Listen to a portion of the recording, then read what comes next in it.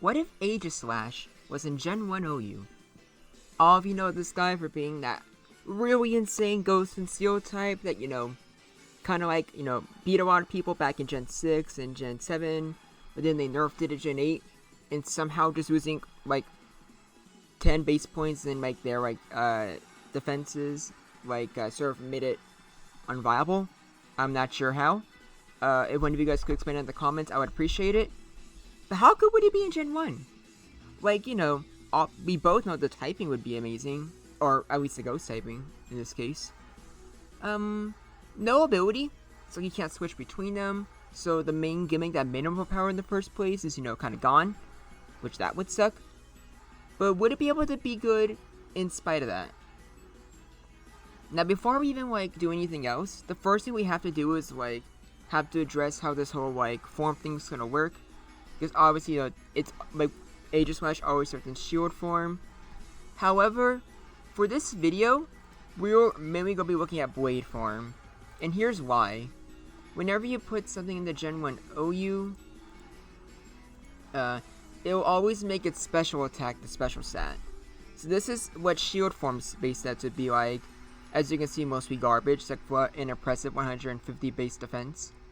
Which wouldn't matter that much since it's already immune to normal. But then here, way more interesting. Sure, the speed, HP, and speed, HP, and defense are not the best. But that attack is insane, and that special is even more insane. It might not be able to switch between forms, but it essentially has, both insane special attack and special defense at the exact same time.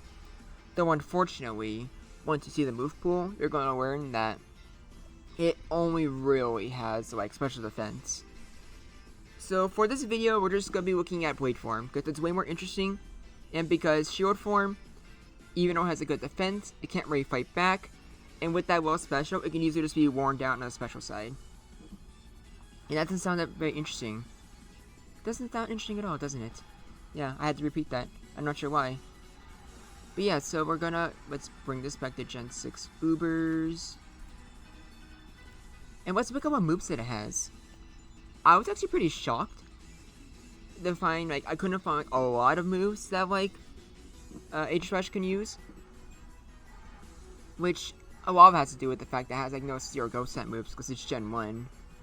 So let's see here, Reflect, Rest, Rock Slide, Substitute, Sword Stance, no one surprises an auto include, and there's Toxic, and then down here, I think it might just only be Hyper Beam, and that's it.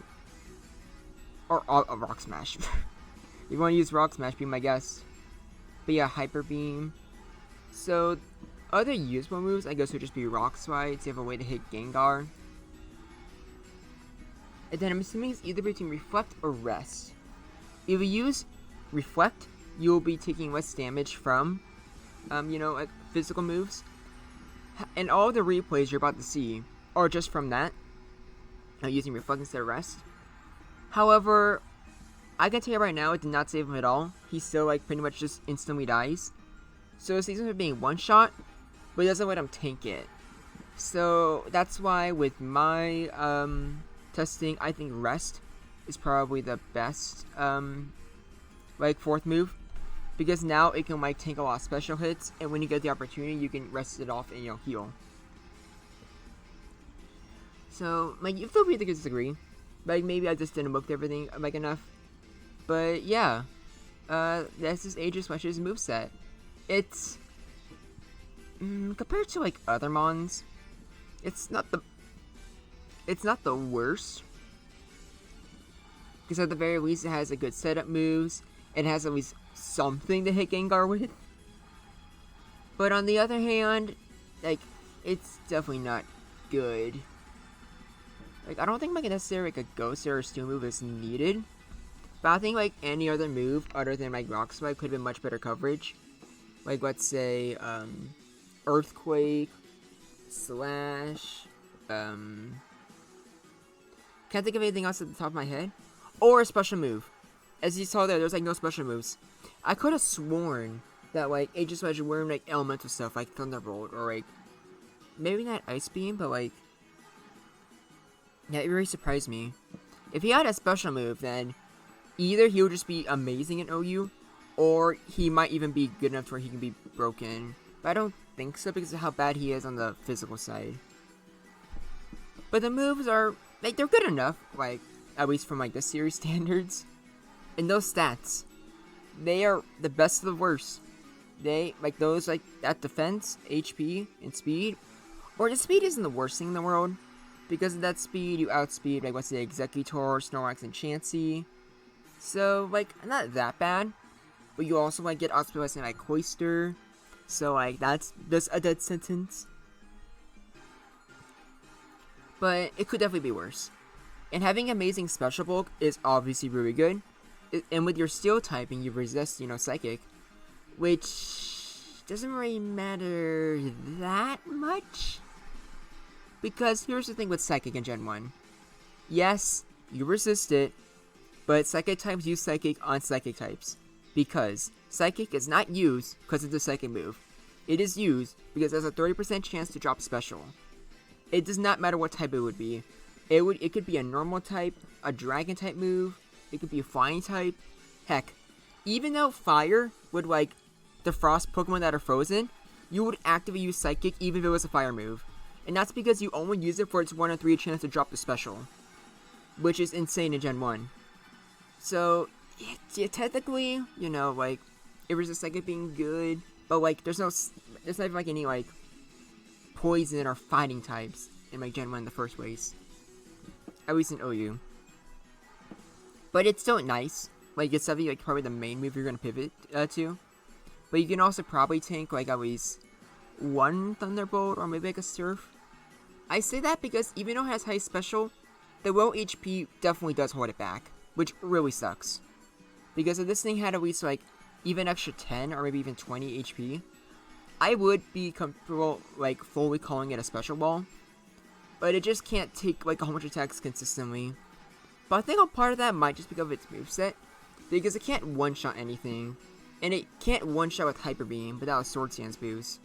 So you usually need at least 2 moves in order to, like, hit something. Which, yeah, that sucks. But you know what doesn't suck? It's typing. Because Ghost, like, it's immune to normal. Like, that alone is just amazing. And yes, because of its steel typing, it's like Gengar where it's still with the Earthquake. And trust me, that is a huge issue. And probably the main issue Aegislash has to deal with. However, unlike Gengar, you're not weak to Psychic, you resist it. So I don't think it's, like, necessarily a big improvement over Gengar. I think both have their own merits. And probably wouldn't use them together because you're just a little too weak to ground. But let's say, like, I guess it just depends on what team you have. If you have something that's especially weak to Psychic, like, let's say you have, like, Gengar, and you have, like, some other Pokemon that, like, just can't take special hits, Aegislash is probably better. But if you just need, like, something fast to put something asleep, or just need some more momentum, or more hyper-offense strategy, you need Gengar. But that's always my opinion. Let's go into some of the playthroughs, or replays, shall we? Starting off with the man himself, Aegislash. Yeah, to no one's surprise, anything faster is not gonna, like, Reflect won't save you. You just die. Even if you did set up Reflect beforehand, Tauros just crits you anyways and you die. So yeah, like, no one's surprised, that's an unwinnable matchup. In fact, Aegislash loses it even harder than Gengar does. That's unfortunate. Snorlax, it just depends. This is probably the one case where Reflect, like, saying Reflect beforehand really is helpful. But even then, it does a third of your health. And, like, luckily, like, let's say, like, Amnesia Snorlax, like, it can't really hurt you that much, or at the very least, like, you can set up before it can threaten you. So you have a very good matchup against that. But against, like, normal Snorlax, if you don't have Reflect, Earthquake probably kills you. And if you do have Reflect, it still 3-hit KOs you, which is far from desirable. But then again, you also threaten it with Sword Stance and Hyper Beam. So I guess Aegislash is, like, better off, but you need more than one. Oh, I forgot you needed more than one Sword Stance to actually kill it. You could probably see a big problem now with Aegislash. So maybe against, like, a weakened Snorlax can come in, but, like, you need to scout and see if it has, like, any, like, ground moves first. And against Chansey, I don't think you're surprised, it does very well. Sure, it has like paralysis. Aegislash is already slow, and it can still pivot. And then, like, what does Chansey do? Ice Beam? Seismic Toss? It can't really harm Aegislash. So Aegislash can just easily one-shot it. Which is very good. Like, at least having one good matchup against the main three, or the big three.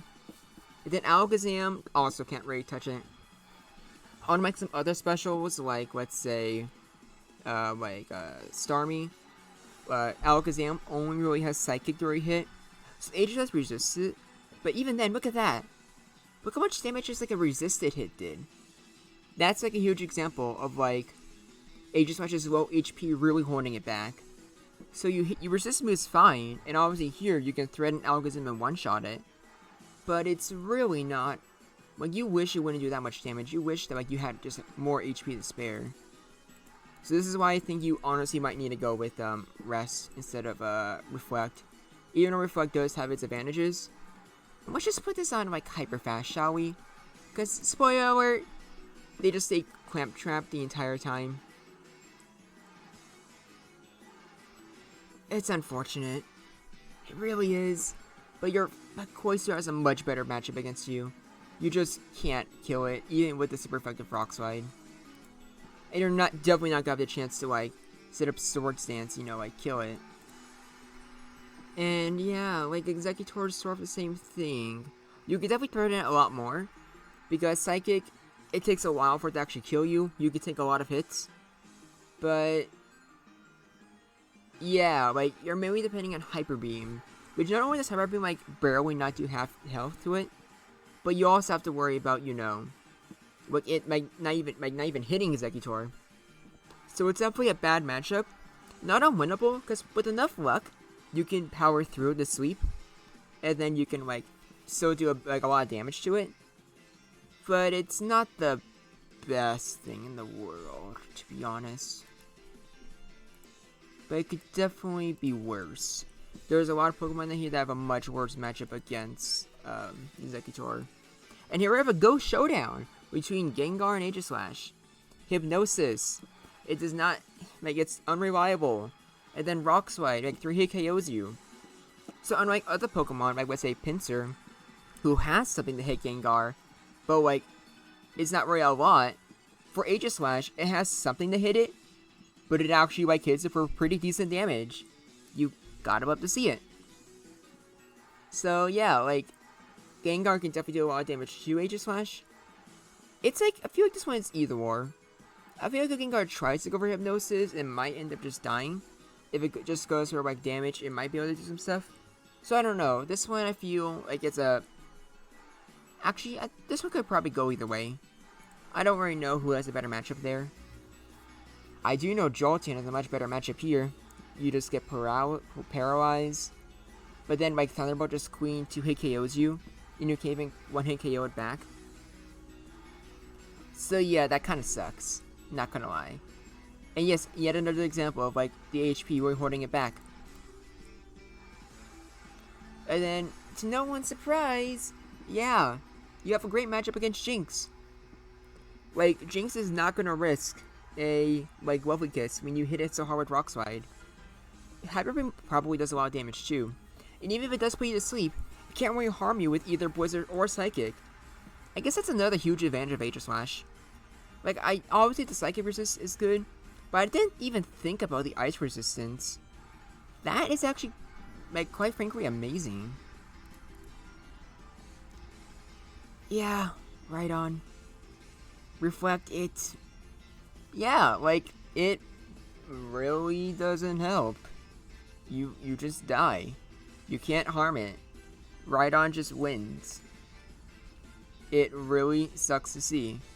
And even if like Aegislash did have good special coverage, as you see there, it can't really afford to like set up Reflect, survive Earthquake, and hit hard. It would just have to hit and bake it kills it. So yeah, Rhydon just has a fantastic matchup against Aegislash. And then Swabro, it's like they can both step on each other, but Swabro, I think with Amnesia is more threatening before like Aegislash is, because you need at least like 3 or 2 Sword Stance before you can just one shot with Hyper Beam. So Slowbro can either just rest it off, or they can just like kill you with like Surf. Because you only need like one like amnesia before you like seriously threaten Aegislash. Sorry. Sorry about that. I don't know what I caught.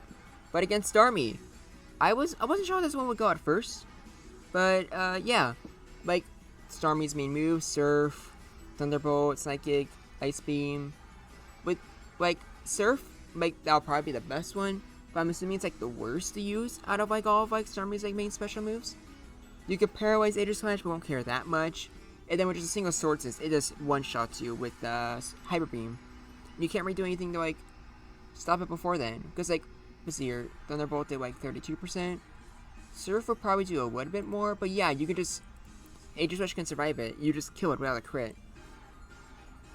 Finally, Zapdos, just like Jolteon, you just get to it KO'd. And you barely don't do half damage. So that's probably a roll. So if you already have a Sword Dance up, or if the Zapdos is already weakened, you can like probably clean up very nicely. There's probably for a lot of these different like Pokemon here. Aegislash, it has bulk, but not as much as you want. And it's not super fast. But I do think it's good enough to where it can either be a good pivot or a revenge killer. And with that, it actually is pretty good. This is what I personally have for the viability. I would say it's pretty even, though this should probably be moved here, and this should be moved here. And I think this is fair enough. Like, Pokemon could have a very much worse like distribution or very worse matchup spread. Like having a few pretty great ones, and even like your bad ones, at the very least you threaten them. Like you can like threaten to like 2 KO them or 1-hit KO them with a Sword Dance off. And then like the only things here that are truly unfortunate are the unwinnable ones. You just can't do anything against them no matter what. But yeah, Aegislash would 100% be in the OU meta. He would have a definitive niche, he would be good just from like his typing alone, and have a good special bulk doesn't hurt either. So yeah, good for Aegislash. He's not broken, not by a long shot, but he's pretty good. Also, I'm just gonna say this now, you're probably wondering why I use Leon's theme instead of like something Gen 6 theme, because like with these videos, I usually try to make them, you know, like the same like generation. I just thought, no one really uses Aegislash in like X and Y, but Leon uses Aegislash as his lead Pokemon in Sword and Shield. So I'm like, yeah, that's probably more fitting. But you guys can be the judge of that. But what do you want to see next? I have a lot of suggestions, and I would be more than happy to get more of them. Thank you for watching, and I look forward to hearing from you.